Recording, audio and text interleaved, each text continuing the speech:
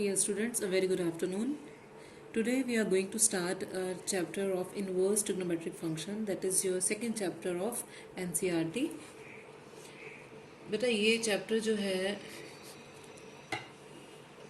बहुत ज़्यादा इम्पोर्टेंट नहीं है, मीन्स ये बोर्ड में आता है तो 4-5 मार्क्स तक का आता है, लेकिन फुल मार्क्स करवाने के लिए 100 तक लाने के लिए this chapter plays a very important role. शुरू में आपको चाहे लग सकता है कि नई चीज़ कर रहे हैं, बट जब आप ये चैप्टर ख़त्म कर लेंगे तो आपको हमेशा ये लगेगा that this is very scoring and easy to be scored. ठीक है, चलिए जी शुरू करते हैं हम इनवर्स ट्रिग्नोमेट्रिक फंक्शन और ITF. सबसे पहले हम बात करें फंक्शंस. फंक्शंस होते क्या हैं? Functions is a special relation in which no two distinct ordered pairs have same first element. You have done relations and functions in your 11th class. उसी के ही functions को मैं यहाँ पर लेकर चल रही हूँ. क्या है? It's a special relation in which no two distinct ordered pairs. Distinct ordered pair क्या होता है? जहाँ पर जो position है A और B की position जो है वो fix होती है. You can't interchange their position. That is an ordered pair. So in which no two distinct ordered pairs have same first element. Means अगर मेरे पास first element यहाँ x है और यहाँ y1 हो और y2 हो, means xy1 and xy2. This is not possible. But yes, x1y x2y is possible. इसी बात को अगर मैं एक एग्जाम्पल देकर समझाने की कोशिश करूँ, suppose I am having sine 45 degree. I know that sine 45 degree is equals to 1/√2 and it can't be 1/2 or √3/2. ठीक है, so therefore we can say that t ratios, trigonometric ratios, they behave like trigonometric functions as they fulfill the conditions of function in which no two ordered pairs they have the same first element. Now for ITF, that is for finding the inverse trigonometric ratios, function should be invertible. Now the question is, what is the meaning of invertible? Invertible means that the function should be 1 1 and onto. Now we'll say कि अभी आप invertible word use किया, अब आप 1 1 and onto use कर रहे हो. But if you remember, I have explained you in your 11th class, second chapter again in the 11th class, that the function is 1 1 and onto. मैंने कैसे होते हैं मैंने समझाया भी हुआ है आपको. ठीक है, और नहीं मालूम है तो मैं थोड़ा सा आइडिया दे रही हूँ. Sin x is onto. What is the meaning of onto? That as for every element in range there is one angle. मतलब क्या हो गया कि जहाँ रेंज में मेरे पास से सारे जो एंगल्स आ रहे हैं तो उसमें क्या है, there is one angle. Means क्या हुआ, अगर बेटा यहाँ पर मैं रेडियंस में लिख रही हूँ, ठीक है, और यहाँ पर मैं उसकी वैल्यूज़ लिख कर चल रही हूँ अगर, तो मुझे ये मालूम है -π/2, 5π/2, -3π/2, -π/2, 0, π/2, 3π/2, 2π, 5π/2, ये वैल्यूज़ अगर मैं यहाँ लिख रही हूँ और उनकी ही वैल्यूज़, ठीक है, वो अगर मैं लिख के दे रही हूँ, सपोज कीजिए it is -1, -1/2, that can be written as -0.5, 0, then 0.5, then 1, 1/√2, ठीक है, √3/2. मीन्स ये सारी चीज़ें हमने पहले से भी की हुई हैं. लेकिन अगर मैं आपसे ये कहूँ कि साइन 90 की वैल्यू क्या होती है, 1, और साइन 5π/2 की वैल्यू क्या होती है, दैट इज़ ऑल्सो 1. ठीक है, सो इट मीन्स क्या हुआ, that for every element there in the range there is one angle in the domain. ठीक है ना, so but it is not 1 1, it is onto. This is the definition of onto, where every element in the range is having one angle in the domain. ठीक है, but this is not 1 1 but many one, means more than one are having same image. ठीक है, more than one element they are having the same image, they are called many one. ठीक है, अब अगर इसी बात को मैं ग्राफिकली समझाऊँ, साइन का ग्राफ हमें मालूम है दैट साइन 91 होता है और साइन 180 -1 होता है. ठीक है, तो अगर मैं इसको ग्राफ बनाकर चलूँ, हमें मालूम है that sine lies between 1 and -1. तो अगर ग्राफ बनाया मैंने तो 0, π/2, 2π/2, that can be written as pi, then 3π/2, 2π, 5π/2, 6π/2. ठीक है, and here it is -π/2, -π, -3π/2, -2π. अगर मैं इसकी बात करूँ साइन, अब यहाँ से देखो π/2 पर भी साइन की वैल्यू 1 आ रही है और 5π/2 पर भी साइन की वैल्यू 1 आ रही है. It means that for two values, ठीक है, मीन्स एट टू वैल्यूज 1 1, ठीक है, डिफरेंट एंगल्स आ गए. ठीक है, so it means that it is onto. ठीक है, बिकॉज हर एंगल की आपके पास वैल्यू है, but it is not one one, ठीक है। Thus for two values of x, say x1 and x2, if I am having f of x1 is equals to f of x2 implies x1 is equals to x2, then that the function is invertible. But अब अगर हम ये check करें कि क्या sine x invertible है, let f x one equal to f x two is equals to one हो जाए। अगर ये वन है तो इसका मतलब क्या हुआ, अगर मेरे पास फंक्शन होता साइन एक्स तो एफ ऑफ एक्स वन क्या बन जाएगा, sine x one. F of x two क्या हो जाएगा, sine x two. And can I write one as sine pi by two. तो this means that x one is equals to x two is equals to pi by two. x1 is equals to x2 is equals to pi by two है, but x1 is not equal to x2, ठीक है, because मेरे पास x1 क्या था, यहाँ पर लिया मैंने पाई बाय टू, और x2 क्या था, 5 pi by to.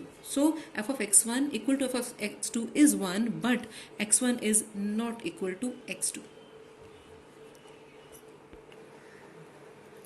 Thus, it means that t functions, the trigonometric functions, they are not bijective, or you can say invertible. They are not invertible. Why? Because अभी आपको क्या समझाया कि that f of x1 equal to f of x2 implies x1 equal to x2.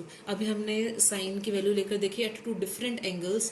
I am getting the value 1, but my x1 and x2 they are different. ठीक है, it means कि ये functions तो हमारे इन्वर्टिबल है ही नहीं, तो हम कैसे चैप्टर कर रहे हैं inverse trigonometric function.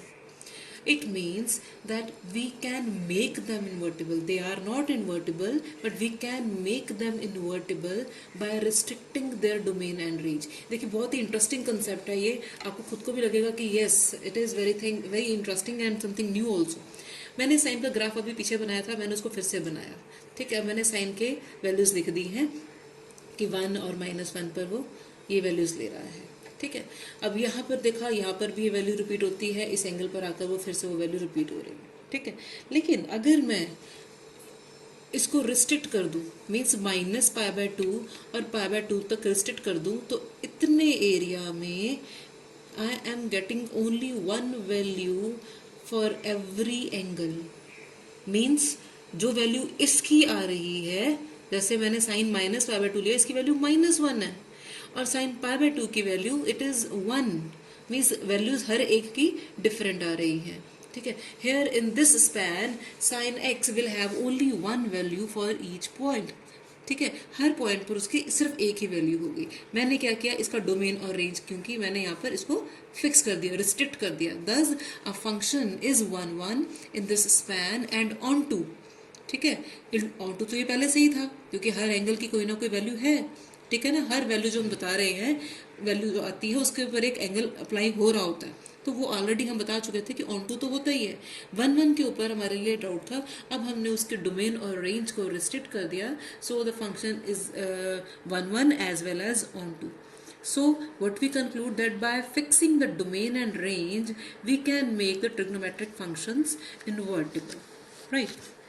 Okay, now in this chapter we are having table for domain and range. बेटा अगर मैं बात करूं, जैसे हमने 11th में अब तक करते आ रहे थे साइन एक्स कॉस एक्स की, बेटा डोमेन क्या है, जो वैल्यू हम साइन को दे सकते हैं, ट्रिग्नोमेट्रिक रेशियोज को हम जो वैल्यू दे सकते हैं, और रेंज क्या है, जो वो वैल्यूज लेकर आती हैं बाय पुटिंग दैट एंगल, ठीक है। अब मैं साइन एक्स को क्या कह रही हूँ, उसके डोमेन में हम क्या लिख सकते हैं, ऑल द रियल वैल्यूज, ठीक है ना। और अब यहाँ पर अगर आपके दिमाग में आता है कि रियल वैल्यूज को लिख रहे हैं, बेटा जी एंगल्स और real values they are same, ठीक है। So sine x is equals to, मैं 0 भी लिख सकती हूँ, मैं -π/2, π/2, -2π/2, -3π/2, -4π/2, -5π/2, +5π/2, सो ऑन, मैं सारी वैल्यूज दे सकती हूँ। लेकिन मेरी रेंज क्या रहती है, sine always lie between -1 and 1। Similarly cos x, in domain I can give all the real functions, ठीक है, मैं सारी वैल्यूज डाल सकती हूँ, but the range is closed interval. याद रखिए साइन एक्स में भी क्लोज्ड इंटरवल है, और रेंज में भी it is -1 to 1 including -1 and 1। tan x क्या होता है, it is sin x upon cos x, ठीक है। तो tan x को इसको फॉलो कर रहा है, मीन्स इसमें भी सारे रियल वैल्यूज होंगे, but excluding those points where my cos x। देखिए मुझे ये मालूम है that tan x is sin x upon cos x, तो मैं वो वाली वैल्यूज नहीं उठाऊंगी जहां पर cos x 0 बनता हो। cos x 0 कहाँ बनता है, at all the odd multiples of π/2, ठीक है ना, क्योंकि cos π/2 0 होता है, ठीक है ना। तो सारे odd multiples of pi by 2 में मेरे पास कॉस 0 हो जाता है, तो I have to avoid those values. So its domain is all the real functions except those points where x is equals to 2n plus 1 pi by 2 means odd multiple of pi by 2 where n is any integer.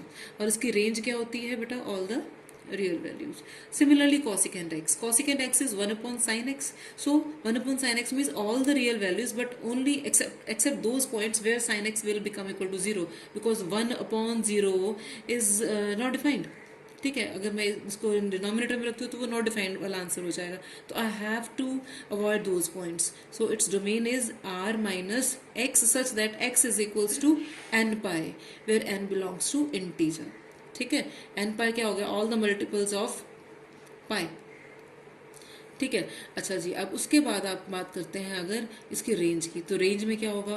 All the real values except the points -1 and 1 in the open interval. ये चीज़ें बेटा आपने याद रखनी है. अगर मैं इसकी थ्योरी में जाऊंगी तो आपके लिए लर्न करना it will be difficult. So better है, अब आपको मैंने एग्जाम्पल बता दिया कि डोमेन रेंज कैसे हम बनाते हैं. ठीक है, और ये अभी आपकी ट्रिग्नोमेट्रिक रेशियोज हैं, अभी हमने इनवर्स की बात नहीं की. Similarly secant x is all the real values except those where cos x becomes 0, that is all multiples of pi by 2 and its range is r minus -1 and 1.